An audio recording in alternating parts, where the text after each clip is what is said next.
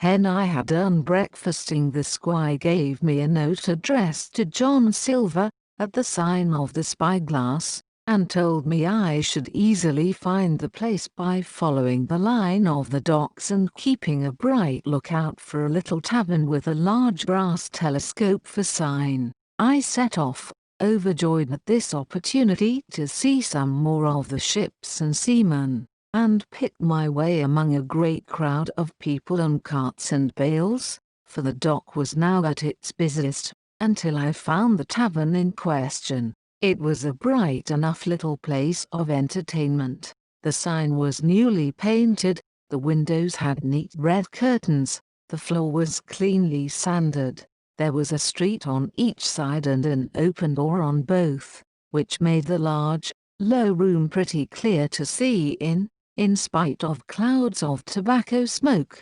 The customers were mostly seafaring men, and they talked so loudly that I hung at the door, almost afraid to enter. As I was waiting, a man came out of a side room, and at a glance I was sure he must be Long John. His left leg was cut off close by the hip, and under the left shoulder he carried a crutch, which he managed with wonderful dexterity, hopping about upon it like a bird. He was very tall and strong, with a face as big as a ham, plain and pale, but intelligent and smiling. Indeed, he seemed in the most cheerful spirits, whistling as he moved about among the tables, with a merry word or a slap on the shoulder for the more favored of his guests. Now, to tell you the truth, from the very first mention of Long John in Squire Trelawney's letter I had taken a fear in my mind that he might prove to be the very one-legged sailor whom I had watched for so long at the old Benbow. But one look at the man before me was enough. I had seen the captain, and Black Dog, and the blind man, Pew, and I thought I knew what a buccaneer was like, a very different creature, according to me, from this clean and pleasant-tempered landlord. I plucked up courage at once, crossed the threshold, and walked right up to the man where he stood, propped on his crutch, talking to a customer. "Mr. Silver, sir?" I asked, holding out the note. "Yes, my lad," said he, "such is my name, to be sure, and who may you be?" And then as he saw the squire's letter, he seemed to me to give something almost like a start. "Oh," said he, quite loud, and offering his hand, "I see, you are our new cabin boy. Pleased I am to see you." And he took my hand in his large firm grasp. Just then one of the customers at the far side rose suddenly and made for the door. It was close by him, and he was out in the street in a moment. But his hurry had attracted my notice, and I recognized him at glance. It was the tallow-faced man, wanting 2 fingers, who had come first to the Admiral Benbow, 0093 meters. "Oh," I cried, "stop him, it's Black Dog." "I don't care 2 coppers who he is," cried Silver, "but he hasn't paid his score. Harry, run and catch him." One of the others who was nearest the door leaped up and started in pursuit. "If he were Admiral Hawke he shall pay his score," cried Silver, and then, relinquishing my hand, "Who did you say he was?" he asked. "Black what? Dog, sir," said I. "Has Mr. Trelawney not told you of the buccaneers?" "He was one of them," so cried Silver, "in my house. Ben, run and help Harry. One of those swabs, was he? Was that you drinking with him? Morgan, step up here." The man whom he called Morgan, an old, grey-haired, mahogany-faced sailor, came forward pretty sheepishly, rolling his quid. "Now, Morgan," said Long John very sternly, "you never clapped your eyes on that black dog before, did you now?" "Not I, sir," said Morgan with a salute. "You didn't know his name, did you?" "No, sir, by the powers, Tom Morgan, it's as good for you," exclaimed the landlord. "If you had been mixed up with the like of that, you would never have put another foot in my house, you may lay to that. And what was he saying to you? I don't rightly know, sir, answered Morgan. Do you call that a head on your shoulders, or a blessed dead eye? Cried Long John. Don't rightly know, don't you?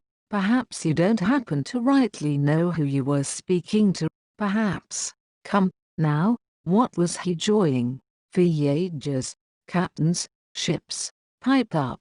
What was it? We was talking of keel hauling, answered Morgan. Keel hauling, was you, and a mighty suitable thing, too, and you may lay to that. Get back to your place for a lubber, Tom.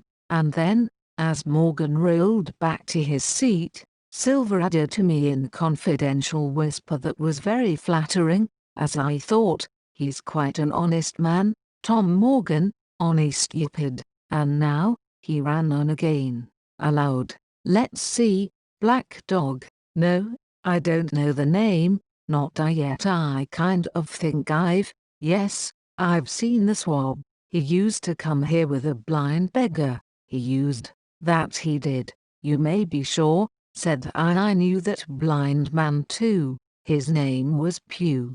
It was, cried Silver, now quite excited, Pew, that were his name for certain. Ah, he looked a shark, he did. If we run down this Black Dog, now, there'll be news for Captain Trelawney. Ben's a good runner, few seamen run better than Ben. He should run him down, hand over hand, by the powers. He talked o' keel hauling, did he? I'll keel haul him. All the time he was jerking out these phrases he was stumping up and down the tavern on his crutch, slapping tables with his hand, and giving such a show of excitement as would have convinced an Old Bailey judge or a Bow Street runner. My suspicions had been thoroughly reawakened on finding Black Dog at the spyglass, and I watched the cook narrowly, but he was too deep, and too ready, and too clever for me, and by the time the two men had come back out of breath and confessed that they had lost the track in a crowd, and been scolded like thieves, I would have gone bail for the innocence of Long John Silver. See here, now, Hawkins, said he, here's a blessed hard thing on a man like me, now, ain't it? There's Captain Trelawney, what's he to think? Here I have this confounded son of a Dutchman sitting in my own house drinking of my own rum. Here you comes and tells me of it plain, and here I let him give us all the slip before my blessed deadlights. Now, Hawkins, you do me justice with the captain. You're a lad, you are, but you're as smart as paint. I see that when you first come in. Now, here it is, what could I do? With this old timber I hobble on. When I was an A.B. master mariner I'd have come up alongside of him, hand over hand, and broached him to in a brace of old shakes, I would, but now, and then, all of a sudden, he stopped, and his jaw dropped as though he had remembered something. The score, he burst out, 3 goes o' rum. Why, shiver my timbers, if I hadn't forgotten my score. And falling on a bench, he laughed until the tears ran down his cheeks. I could not help joining, and we laughed together, peal after peal, until the tavern rang again. Why, what a precious old sea calf I am, he said at last, wiping his cheeks. You and me should get on well, Hawkins, for I'll take my Davy I should be rated ship's boy. But come now, stand by to go about.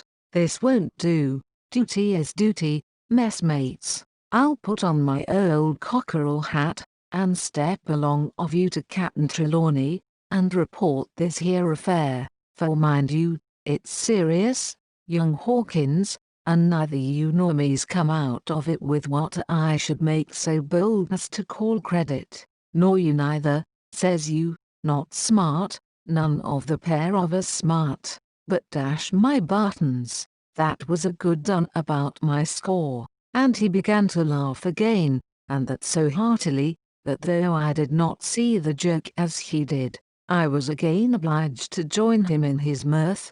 On our little walk along the quays, he made himself the most interesting companion, telling me about the different ships that we passed by, their rig, tonnage, and nationality, explaining the work that was going forward, how one was discharging, another taking in cargo, and a third making ready for sea, and every now and then telling me some little anecdote of ships or seamen, or repeating a nautical phrase till I had learned it perfectly. I began to see that here was one of the best of possible shipmates. When we got to the inn, the squire and Dr. Livesey were seated together, finishing a quart of ale with a toast in it, before they should go aboard the schooner on a visit of inspection. Long John told the story from first to last, with a great deal of spirit and the most perfect truth. That was how it were, now, weren't it, Hawkins, he would say, now and again, and I could always bear him entirely out. The two gentlemen regretted that Black Dog had got away, but we all agreed there was nothing to be done, and after he had been complimented, Long John took up his crutch and departed. "All hands aboard by for this afternoon," shouted the squire after him. "Aye, aye, sir," cried the cook in the passage. "Well, squire," said Dr. Livesey, "I don't put much faith in your discoveries as a general thing, but I will say this, John Silver suits me.